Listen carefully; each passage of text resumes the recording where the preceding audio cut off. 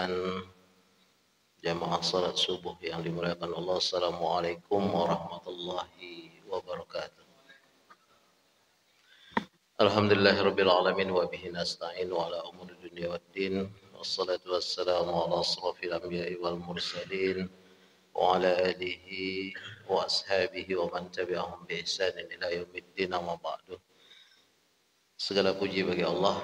Alhamdulillah kita dalam keadaan sehat walafiat dan dapat melaksanakan sholat subuh berjamaah di masjid yang kita cintai ini bersama-sama, dan kita telah melaksanakan itu. Mudah-mudahan dengan keikhlasan kita kepada Allah Subhanahu wa taala kita menjadi hamba-hamba Allah yang bersyukur. Amin ya rabbal alamin. Salat dan salam kepada junjungan Nabi Muhammad sallallahu alaihi wasallam. Allahumma shalli ala sayyidina Muhammad wa ala ali sayyidina Muhammad. Allahumma shalli wa sallim wa barik alaih. Mudah-mudahan salawat dan salam yang senantiasa kita sampaikan kepada Rasulullah SAW menjadikan kita termasuk dari golongan umat Nabi Muhammad yang mendapatkan syafaat beliau fil yaumil akhir insyaallah. Amin.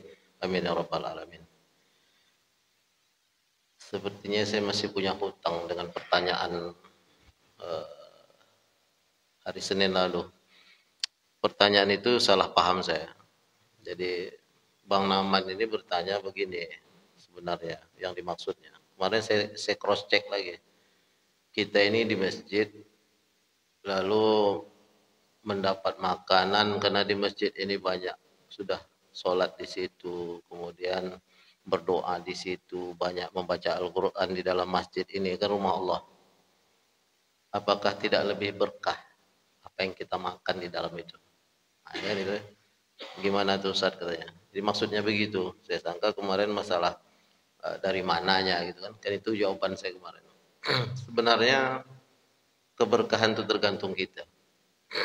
Maksudnya tempat yang baik pun akan bisa menjadikan manusia itu tidak khusyuk dan tidak kepada Allah, karena bergantung kepada hati tadi. Jadi kalau niat baik, tapi biasanya orang kalau udah masuk masjid niatnya baik kan. Tapi ada juga yang kalau enggak mungkin dikunci apa namanya tempat-tempat duitnya kan. Berarti juga ada yang niat yang tak baik gitu. Tapi wallahu alam, tapi itu kan satu-satu. Jadi intinya adalah apa namanya? Intinya ketenangan hati itu saja. Maksudnya yang memberi ikhlas, yang memakan ikhlas, banyak berdoa di situ, ya tentu lebih berkah dia. Semuanya itu di mana saja. Tergantung kepada, karena center kita itu adalah hati kita. Makanya kemarin yang kita bahas itu kan apa yang bisa mengobati mata hati kita itu yang berkarat itu kan, itu yang paling tidak ada 4 masalah kemarin, 4 unsur yang bisa kita ambil. Salah satunya adalah qiraatul Quran. Qiraatul Quran. Cobalah misalnya begini ya. Saya masih melihat kita ini kadang-kadang kita ya, saya masuk di situ. Jadi jangan dibilang saya ini Ustaz Fajri ini menyalahin orang, enggak, kita ya. Kita terkadang sholat itu hanya memenuhi kewajiban. Nah, makanya kalau di mazhab Syafi'i boleh menutup mata ketika kita sholat. Syaratnya cuma satu, jika menutup mata itu membawa kepada khusyuk. Sebenarnya mazhab yang lain tuh dimakruhkan jika menutup mata itu membawa kita kepada khusyuk. Maka ketika mengangkat tangan tuh cobalah hati ini memang bergantung. Ya. Dia sebenarnya simpel saja. Kita kalau mengusir itu kan dengan gini, nah, pergi kau, gitu kan? Sekarang kita kusir dunia nih, Allah. Yang di hadapan kita ini tak ada yang lain kecuali Allah. Siapa Allah tuh? Al-Akbar. Ini kita usir nih dunia nih. Nah, usolli fardal subhi rak'ataini, ya kan? Ma'muman, ya, mustaqbilal kiblati ma'muman lillahi ta'ala. Sengaja aku salat subuh, fardhu subuh, ya 2 rakaat mengikut imam menghadap kiblat lillahi ta'ala, kan itu ya. Nah, Ini kan tangan ini kan kita angkat, terserah mau di sini, mau terserah itu khilafnya saja itu ya. Maksudnya yang mau pakai tepis ini kan dunia ini. Yang dihadapan ini Allah. Cobalah sekali Allah. Jadi fokus gitu maksudnya. Dan harus ada tumak nina. Kalau di Syafi'i itu tumak nina, Allahu Akbar dengan tenang. Lalu rukuk itu betul-betul rukuk. Pegang betul lutut itu. Jadi tumak nina. Cuma manusia ini kan ada yang kurang. Ketika mau pegang lutut asam urat ya dipegang yang mana aja lah. Yang penting rukuknya itu betul-betul di hadapan Allah. Gambaran itu, ya di gambaran itu, apa yang kadang kita kan ketenangan itu yang tak ada. Melepas kewajiban aja, ya udah sholat subuh dah, ya sholat asar sudah, ya sholat zuhur sudah. Hati ini tidak fokus. Makanya diperbolehkan memejamkan supaya tak melihat. Sebenarnya kan kita tuh kan harus melihat tempat sujud itu. Nah, itu juga kadang-kadang para ulama tuh mengatakan tempat sujud tuh bagusnya di alas memang tidak berwarna-warni. Jika kita tak bisa fokus. Itu masalahnya. Kemudian disunnahkan oleh Rasulullah kalau kita ke masjid itu bajunya jangan warna-warni. Karena baju kita warna-warni itu boleh jadi nanti akan mengganggu orang lain. Nih, di depan ini memakai baju apa? Baju batik, seminya semi sutra pula kan gambarnya gambar apa? Orang di belakang ini hilang fokusnya gitu. Nah, kita berbuat baik tapi berdosa. Itu aja masalahnya. Disunnahkan, kalau tak ada lagi ya tak ada masalah, ya mau diapakan lagi ya kan. Nah, disunnahkan itu tidak yang berwarna-warni, jadi kita tidak mengganggu orang, kita pun fokus kepada Allah. Jadi fokus pun kita dengan bacaan yang pelan, alhamdulillahirabbil alamin, tak habis nih 10 menit 5 menit tak habis. Salat 2 rakaat tuh berapa? 2 menit ya. 2 menit paling itu. Kalau sini 8 menit tuh masih bisa dia salat berapa ini. Ini apalagi waktunya. Jadi intinya adalah hati, keberkahan, ya, apakah itu lebih berkah? Dia akan lebih berkah di rumah Allah digantungkan kepada nilai hati, mu'allaq bi qalbi. Nah, untuk mana dalil Ustaz? Dengan biasa orang kan minta dalil-dalil. Nah, sekarang kita balik kepada Al-Anbiya. Kisah. Saya tadi teringat saya. Ingat nggak Nabi Zakaria? Nabi Zakaria ini kan mempunyai istri yang sudah tua. Dia pun sudah tua. Lalu secara apanya? Secara dunia, secara apa nama ilmu manusianya tua, mandul. Kalau dalam ilmu manusianya masih bisa punya anak nggak? Nggak ada. Nah, pendekatan ilmu tarikat tasawuf itu memang rasa itu. Jadi hati. Maka dikatakan di sini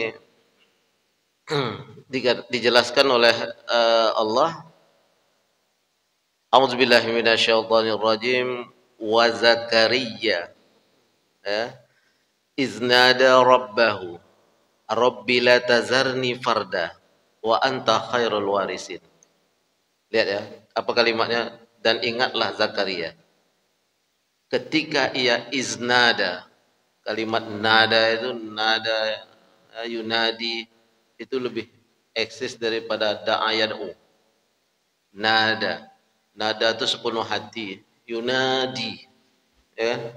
Jadi memang hati itu fokus kepada Allah itu rabbahu, ya Allah jangan engkau biarkan aku dalam kesendirian, padahal dia dengan istrinya.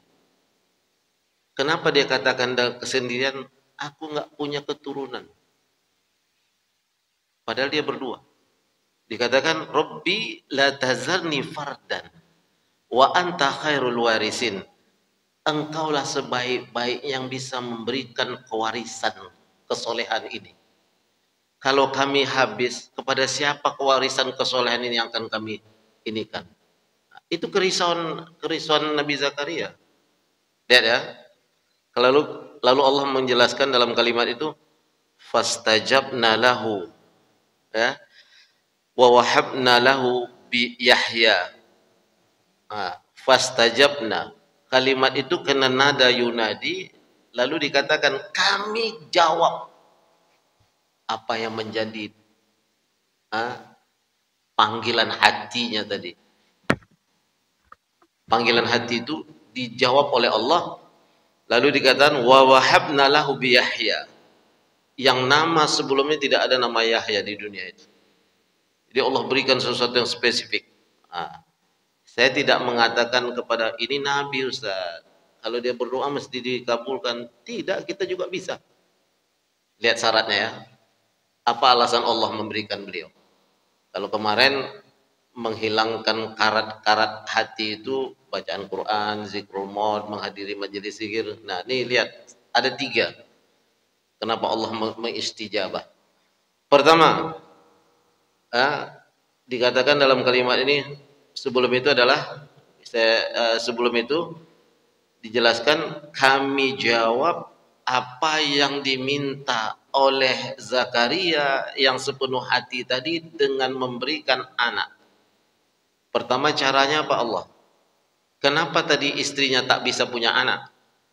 Karena dia dalam klaim ilmu manusia mandul, sudah tua. Nabi Zakaria waktu itu berumur 70, istrinya hampir 70 juga. Maka tak mungkin lagi punya anak. Pertama yang diberikan oleh Allah gambaran kepada kita adalah wa aslahna lahu zaujah. Kami perbaiki rahim istrinya itu. Nah, apa yang berhubungan dengan Allah pada wanita itu? Rahim itu langsung. Kenapa dikatakan tadi? Kenapa Allah mengambil ar-rahim itu diletakkan kepada wanita? Karena yang berada di perut wanita itu begitu keluar disayangi oleh kedua orang tuanya. Kan bismillahirrahmanirrahim. Dengan nama Allah yang maha pengasih lagi maha penyayang. Rahim itu nama Allah. Kenapa diletakkan di wanita, perut wanita? Sesuatu yang keluar dari rahim itu disayangi. Ada orang ini kecuali dengan maksiat lah ya enggak? Kan sesuatu yang keluar itu disayangi. Nah, apa yang pertama yang diturunkan oleh Allah? Wa aslahna lahu zaujah. Kami perbaiki istrinya. Yang diperbaiki itu apa? Rahim yang tidak bisa melahirkan tadi. Kenapa Allah turunkan rahimnya kepada wanita itu? Dah tua, tidak masuk lagi kotak manusia. Jadi kita kalau belajar yang di dunia ini cukup dengan akal, ya kan? Tapi kita harus juga berpaku kepada Allah. Judul kita hari ini sebenarnya kecil saja. Ada musyarakatillah fitat birihi. Kita tidak boleh ikut-ikut campur memprotes apa yang telah ditentukan oleh Allah. Ada musyarakah itu kita ini tidak pernah berserikat dengan Allah menentukan kehidupan ini. Kita jalani aja. Makanya dikatakan yang paling terpenting bagi kita adalah bagaimana meletakkan mata hati kita ini bersama dengan Allah. Maka itu dikatakan fanada. Zakaria itu dia dengan sepenuh hati memohon kepada Allah. Lalu apa yang pertama kali diberikan oleh Allah? Wa aslahna lahu zaujah. Kami perbaiki dulu istrinya itu. Kami perbaiki rahim istrinya itu. Allah turunkan rahimnya kepada memperbaiki istrinya itu. Nah, lihat ya. Apa sebabnya Allah mengabulkan? Pertama, innahum kanu yusari'una fil khairat. Itu yang pertama. Sesungguhnya mereka berdua ini, ya, walaupun di situ kalimatnya hum itu kan untuk mereka yang banyak, tapi yang dimaksud adalah Nabi Zakaria dan istrinya itu yusari'una fil khairat. Kedua-duanya ini orang-orang yang sering bersegera melakukan perbuatan baik. Allah tidak mengatakan fil khair, tapi fil khairat. Perbuatan-perbuatan baik di atas perbuatan baik yang mereka lakukan. Kenapa kami perbaiki mulai daripada istrinya itu?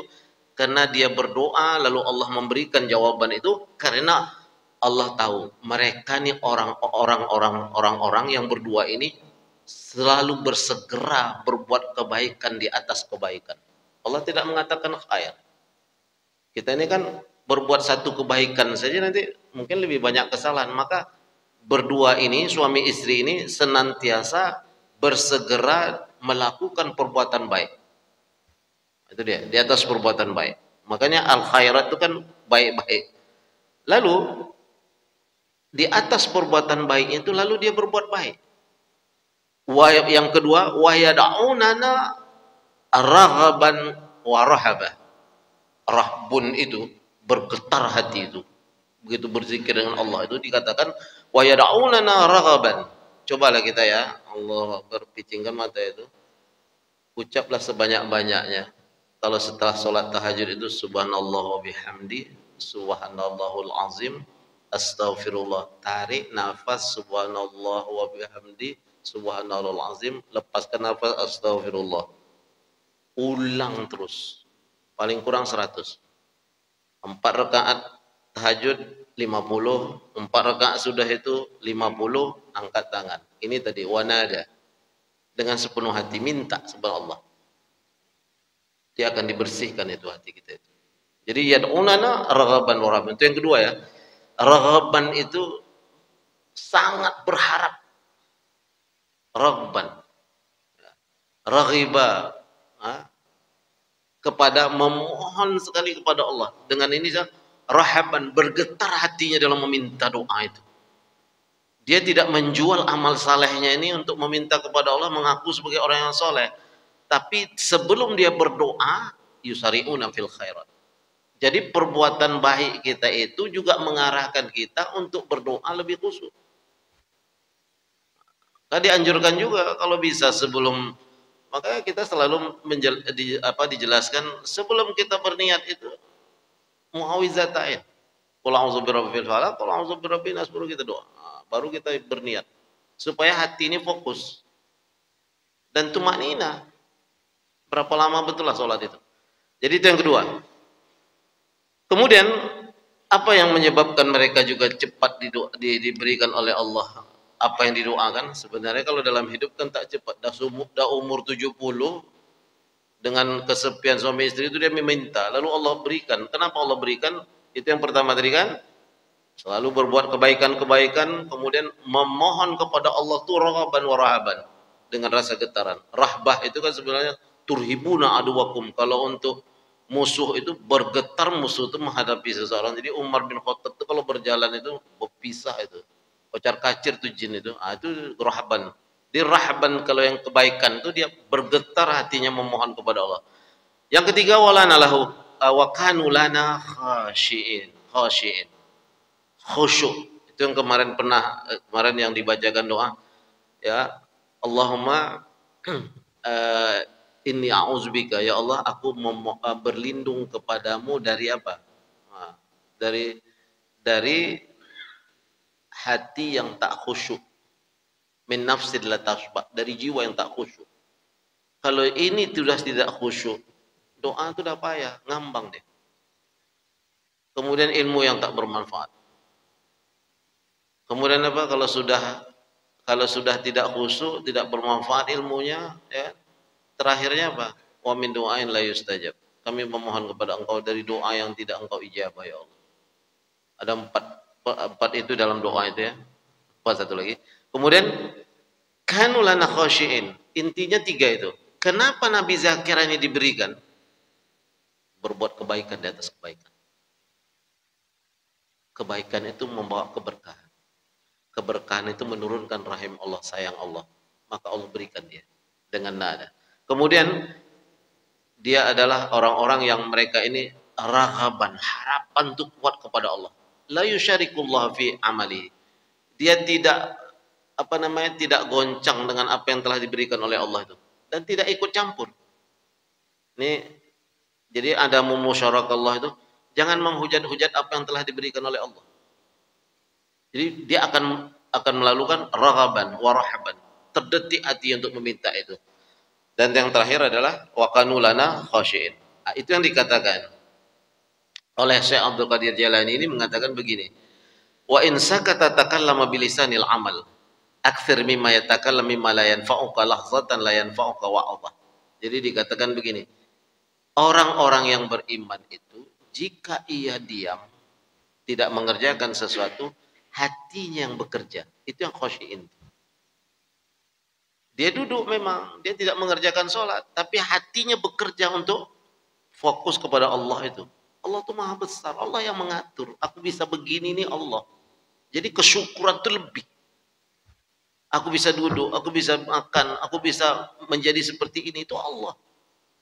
Kalaupun ada orang lain yang menolong, kenapa? Karena Allah yang bukakan hatinya.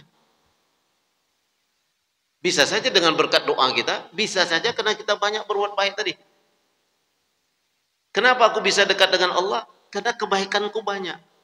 Dan ingat, Syekh Al-Qadim mengatakan, seseorang itu malas melakukan ibadah karena banyaknya maksiat.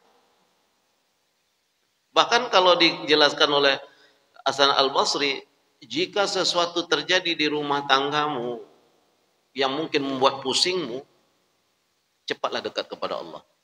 Tiru Nabi Zakaria. Yakhshawna Rabb, khusyuk, memohon kepada Allah, banyak bermunajat, sehingga jin-jin makhluk Allah yang ada di rumah itu pergi dia, tidak lagi menggoda dia. Ya, karena maksiat kita itulah yang membuat kita tuh ragu, membuat kita tuh membuat kita tuh ragu kepada Allah. Dan kita selalu menentukan apa yang kita lakukan itu bahwa kita yang menentukan, padahal Allah yang memberi itu semua. Ini yang adamul musyarakah. Kemudian ij'al amalaka kulha liwajhillahi azza wa jalla la li talabi ni'amihi. Jadi kadang-kadang kan kita berat. Nabi Zakaria ini kan dia mintanya kepada Allah, dia tidak menggandengkan, tidak mengurusi urusan amalnya. Aku udah banyak berbuat baik ya Allah, apa engkau tak kasih? Nah, itu tak boleh. Kok aku dengan berbuat banyak berbuat baik gini masih susah juga hidupku ya Allah? Itu tak boleh. Itu mengumpat. Itu di awal kitab ini dikatakan al-i'tirad ala haqqillah azza wa jalla fi nuzulil aqdar. Itu mautud din, mautut tauhid, mautul ikhlas. Jadi pengumpatan kita kepada Allah itu akan membuat segalanya berhubungan dengan Allah ini masalah. Tuh. Lalu dikatakan ij'al a'malaka, jadikanlah setiap amal-amalmu yang kamu lakukan itu memang itu yang dikatakan ketika tasallillahi ta'ala. Allah yang menentukan itu. Lalu dikatakan wajalla la li talabi ni'ami, jangan kau jadikan itu untuk mendapatkan nikmat. Nah, berat kan? Kita kan ingin taat kepada Allah supaya nikmatnya turun. Dikatakan di sini, jangan fokus bahwa amal ibadahmu itu untuk nikmat. Mana caranya? Kata beliau nih. Saya ada kalau dia kata ardun jadi lini ahmi wa ardun bitadbir wa qadai wa af'ali. Karena sesungguhnya pemberian itu urusan Allah. Berat kalau kita memahaminya dengan kepala, tapi kalau kita memahami dengan hati, selesai dia. Kita lihat lagi contoh yang lain. Nanti buka, kalau mau lihat bagaimana para nabi itu, buka surah Al-Anbiya. Semuanya kisah para nabi. Nih, lihat ya. Ini tentang Nabi Yunus.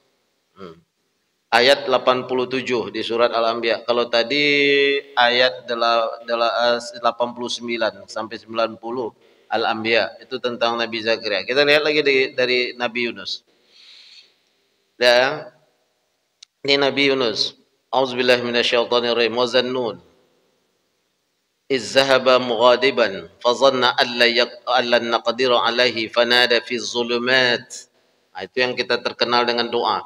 La ilaha illa anta subhanaka inni kuntu minal zalimin. Allah menjelaskan fastajabna lahu wa najainahu minal gham kadzalika nunjil mu'minin. Lihat ya kalimatnya ya. Wa zannun. Zannun ini za ini mempunyai artinya. Ya za ini Zulqa'dah, Zulhijjah, Zulkarnain. Zu itu yang mempunyai dua tanduk, karena kekuasaan Alexander Zulkarnain itu adalah mempunyai dua kekuasaan yang besar seolah-olah seperti tanduk. Jadi Zannun yang mempunyai perut besar. Ternyata ikan ini sekarang diteliti itu ikan paus yang paling besar. Ya. Izzahaba mughadiban. Kenapa Allah beri dia ujian ketika berada dalam undian di atas kapal yang sedang oleng itu? Lalu nahkoda mengambil inisiatif, ini beratnya harus dikurangi, dibuang barang. Ternyata dibuang barang masih ada lagi keberatan itu, satu orang harus dibuang. Diundi kan. 3 kali undian nama Nabi Yunus yang keluar. Nahkoda segan, ini orang disegani, nggak mau dia. Kita undi lagi, kata Nabi Yunus sudah, ini ketentuan Allah untuk diriku. Di situ dia sadarnya. Maka Allah mengatakan wazannun izzahaba mughadiban. Dan ingat, Nabi Yunus itu diidentikan dengan Zannun, manusia yang dimasukkan dalam perut ikan yang besar. Ya. Lalu itu dikatakan Zannun, izzahaba mughadiban. Ia pergi dari kaumnya dengan sesuatu yang menyimpan rasa tak enak. Memang dikatakan sini mughadiban. Mughadiban itu ghadaba itu dalam bahasa Arabnya marah. Ada yang tersimpan marah karena dia mengajak orang itu, umat ini tak mau. Lalu dikatakan dalam kalimat ini, fazanna allan naqdiru alaihi. Ia menyangka kepergian itu tidak kami hitung. Qadar, ada takdirnya dalam dia pergi itu. Alaihi fanada, dia. Lalu dia kami masukkan dalam zannun. Dalam perut nun itu gitu ya, ada titiknya. Dalam kegelapan itu dia sadar, aku tak boleh pergi meninggalkan orang yang tadi seharusnya aku dakwahi, aku tinggalkan. Walaupun dengan udah susah payah ditinggalkan. Ada sedikit di hati itu yang melekat dari kemarahan itu mughadiban. Lalu dikatakan fanada fi zulumat. Begitu masuk dalam perut ikan itu kan sama aja dengan kuburan ya. Perut ikan itu. Ya kan?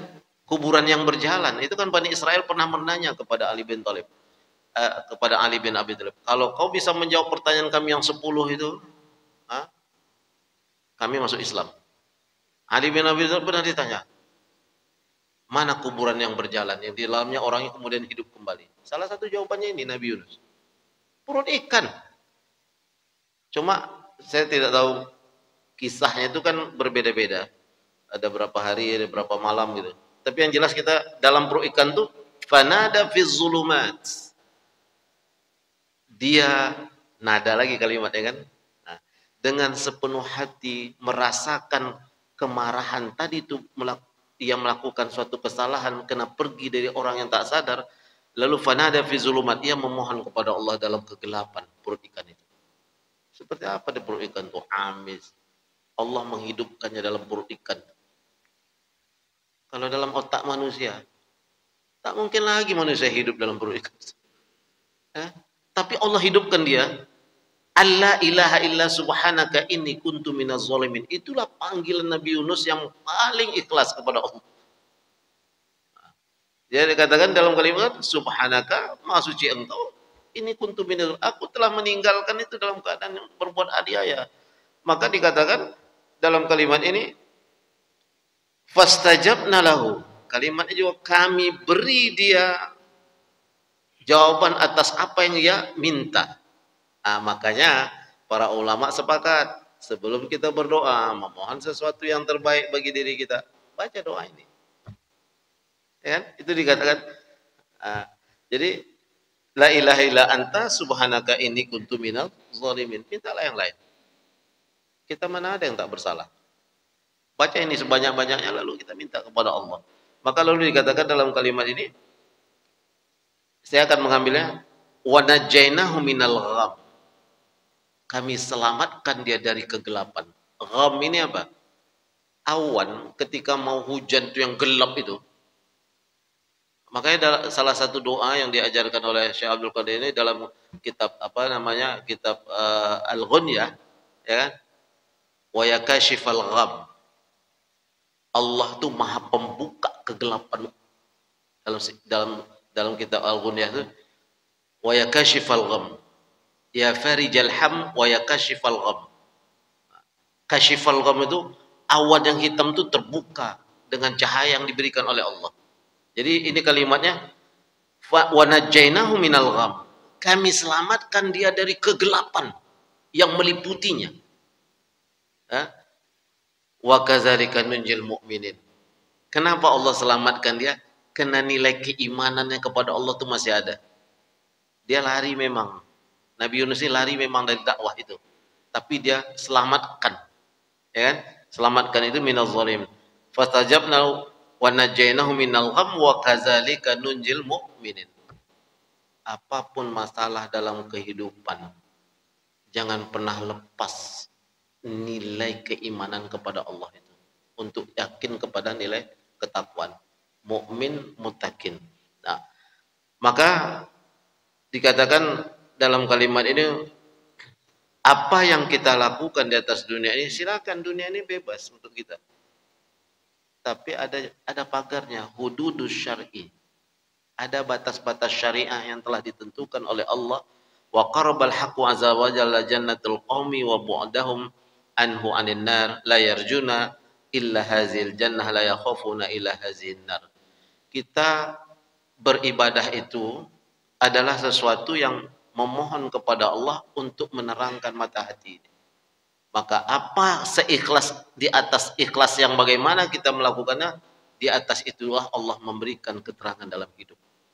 Nah, ini tadi beberapa contoh saja diberikan oleh Allah di dalam surah Al-Anbiya.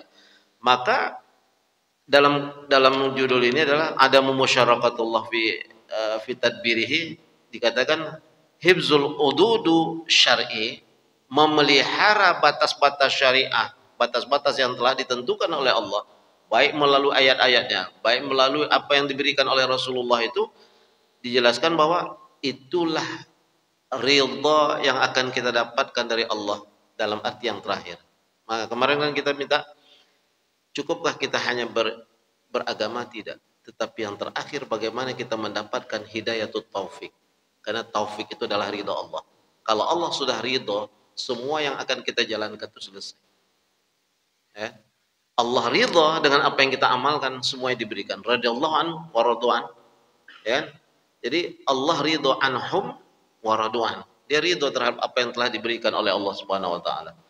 Akhirnya adalah man ata'allaha azza wa jalla, di hadis Al-Haisimi fi Majma'iz Zawaid, hadis 3559, dijelaskan anin Nabi sallallahu alaihi wasallam, man ata'allah azza wa jalla faqad zakarahu wa in qultu salatuhu wa siyamuhu wa qira'atuhu al-Qur'an wa man asahu faqad nasihu wa in kathurat salatuhu wa siyamuhu wa qira'atuhu al-Qur'an.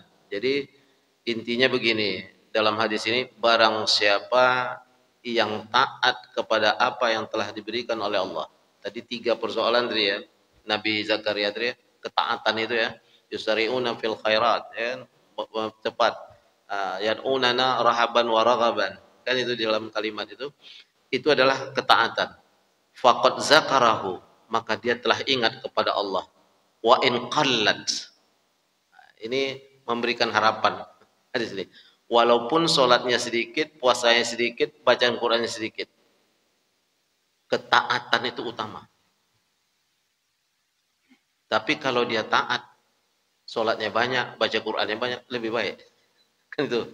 Nah, waman asa, barang siapa yang melanggar dari ketentuan Allah tersebut, faqad nasiy, sesungguhnya dia telah lupa kepada Allah.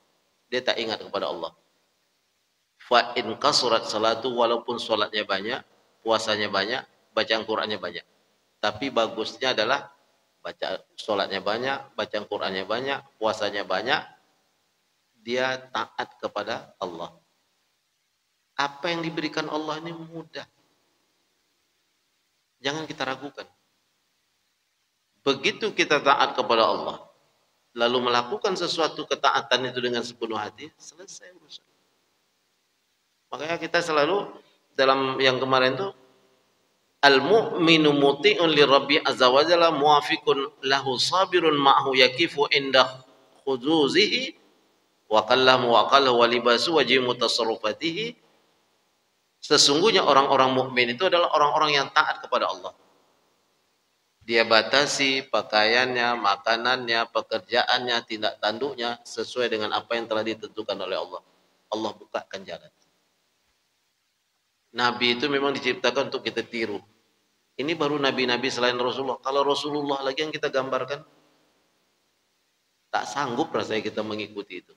Dengan keterbatasan itu diperlukan raghaban wa rahaban, doa. Dari segala amal yang pernah kita lakukan itu, terakhirnya mohon kepada Allah kekuatan untuk senantiasa istiqomah. Istiqomah itu berat. Istiqomah itu berat. Karena dalam aqama yuqimu, orang-orang yang sholat itu mestinya orang-orang istiqomah dalam batas-batas syariah. Maka intinya akhirnya adalah dijelaskan dalam kalimat ini, ad-dunya wal akhirah la yajtami'ani. Sesungguhnya dunia dan akhirat itu tidak akan pernah berkumpul. Karena dunia ini jalan, akhirat itu terminal akhir. Dia tidak akan pernah berkumpul. Hanyut dengan dunia, hilang akhiratnya. Tapi fokus kita kepada akhirat, dunia ini datang. Ini gambaran. Macam mana itu? Kita kadang-kadang kan kalau kisah seperti ini dibilang, macam mana itu bisa? Yakin. Berikan apa yang ada padamu, turun apa yang di langit. Taat kamu kepada Allah, buka Allah jalan. Itu kalau kalimat-kalimat kecil itu. Kamu didik anakmu dengan baik, dibukakan Allah dengan keluarga yang sakinah, mawaddah warahmah. Tapi kalau kamu berikan dunia itu kepadanya, selesailah. Yang kita harap terakhir adalah bagaimana dia bisa mendoakan kita. Kalau perlu dia ketika kita wafat, dia yang memandikan kita. Tak perlu lagi memanggil orang lain. Kan itu yang terpenting dalam hidup itu. Akhir matof, akhir perjalanan hidup kita ini. Maka ya bani Adam kullu ma fid dunya wal akhirah makhlukun lakum. Sesungguhnya wahai anak cucu Adam, dikatakan setiap, ini akhir dari judul ini, kullu ma fid dunya wal akhirah makhlukun lakum. Sesungguhnya apa yang ada di dunia dan di akhirat itu diciptakan untuk kalian. Fa aina syukrakum wa aina taqwakum wa isyaratikum ilahi wa akhdamikum. La ta'u wa la ta'malu amalan bila arwah. Al-amalahu laha arwahun wa hiyal ikhlas. Ini kalimat pendeknya dikatakan, wahai anak cucu Adam, sesungguhnya apa yang ada di dunia dan di akhirat itu makhluk, sesuatu yang diciptakan untukmu. Mana rasa syukurmu kepada Allah? Itu yang ditanyakan. Mana ketakwaanmu kepada Allah? Mana isyaratukum, isyarat bahwa kamu itu taat? Mana khidmatmu kepada Allah? Kamu itu sudah barang yang diciptakan pula dunia dan akhirat. Sebesar apa kamu sadar, sebesar itu pula kamu mendapatkan keuntungan. Lalu dikatakan, sesungguhnya setiap amal itu mempunyai ruh. Dan ruhul setiap amal yang kamu lakukan itu adalah ikhlas. Ini yang berat, tapi kita harus menuju kepada situ. Ya kan? Ikhlas itu kan berat. Ikhlas itu bukan berarti tidak berbalas, tapi dikatakan sini al-amanu laha arwah. Sesungguhnya setiap amal-amal itu mempunyai ruh. Ruh setiap amal itu arwah, ya. Ruh setiap amal itu adalah nilai keikhlasan. Itu yang kita usahakan. Makanya solat, semua niat itu diakhiri dengan lillahi ta'ala. Kalau itu yang bisa kita dapatkan, maka kita mendapatkan sesuatu yang terbaik. Sebagaimana apa yang telah dilakukan oleh para anbiya wal mursalin. Makanya kalimat ihdinas siratal mustaqim siratal ladzina an'amta alaihim, siapa jalan yang telah diberikan nikmat, jalan orang-orang yang telah diberi nikmat olehmu, bukan jalan yang engkau murkai, ya, dan bukan jalan yang engkau sesat. Di surah An-Nisa diartikan allazina an'amallahu minan nabiyyin, ya kan, wasyuhada wassalihin. Siapa itu? Para syuhada dan para orang-orang soleh. Jalan ini yang kita ingin mendapatkan dengan nilai ruh amal kita tadi, yaitu nilai keikhlasan. Ini saja yang dapat saya sampaikan, bahwa apa yang kita kaji ini bagian kita mencoba memahami. Jadi Pak saya ini bukan orang yang terbaik juga di antara kita, tapi paling tidak kita bersama-sama memotivasi diri pada apa yang telah kita pelajari ini. Mudah-mudahan Allah memberikan kekuatan kepada kita as-sabat. As-sabat itu adalah ketetapan hati untuk senantiasa bersyukur dengan apa yang telah diberikan kepada kita berupa nikmat, dan kita termasuk orang yang dapat mensyukuri apa yang telah diberikan oleh Allah Subhanahu wa taala. Orang-orang yang mendapatkan nikmat dari orang-orang yang syuhada dan sholihin. Ada pertanyaan?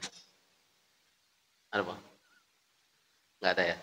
Hari Jumat, hari kerja, kita tutup dengan doa kita majlis. Subhanakallahumma wa bihamdika asyhadu an la ilaha illa anta wa nastaghfiruka wa natubu ilaik. Ya Allah ya Rahman ya Rahim, berilah kekuatan kepada kami untuk mensyukuri nikmat-Mu yang telah Engkau berikan kepada kami, dan nikmat-Mu yang telah Engkau berikan kepada kedua orang tua kami, dan ridhailah amal soleh kami, masukkanlah kami ke dalam golongan hamba-hamba-Mu yang soleh.